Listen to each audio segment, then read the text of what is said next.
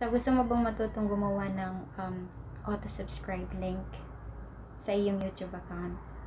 So, if you're interested, so please keep on watching.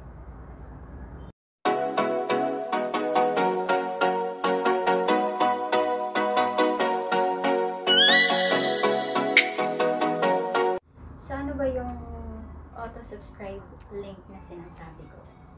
So, ito yung link na kapag sinend mo sa friend mo or sa mga potential subscriber, pag kinilik nila yun, automatic may magpa-pop up dun na subscribe button or parang form, katulad dito.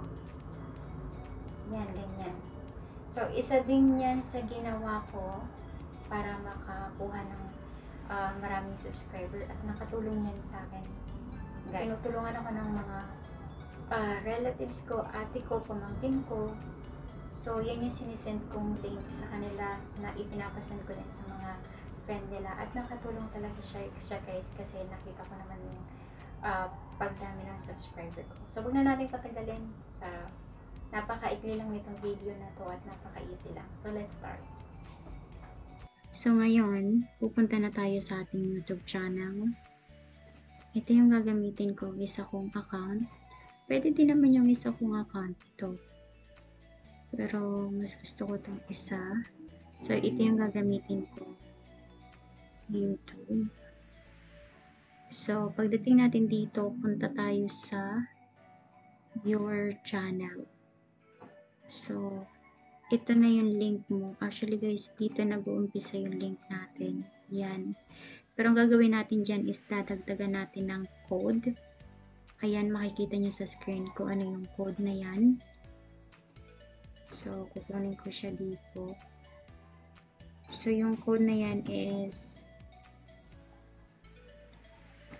!sub_confirmation equals 1. So, yan lang yung code, diba? Napakasimple lang. And then, yan, i-add na natin. So, yan yung makikita nyo or makikita ng mga magsusubscribe sa inyo once na kinlik nila yung link na pinasa nyo sa kanila. Ayun, tapos na tayo. So, napaka-easy lang, diba? Napakadali lang sundan. So, yun lang guys yung ginawa ko kung bakit nagkaroon ako ng maraming subscriber. So, tiyagaan nga lang, diba? So, ganun naman talaga. So, basta palagay mo guys is natulungan ka ng video ko. And if you like this video, please give mo a thumbs up. And if you are new to my channel, please click the subscribe button. And also notification bell na rin para ma-notify ka sa susunod kong video. Thank you so much guys for watching. Bye-bye.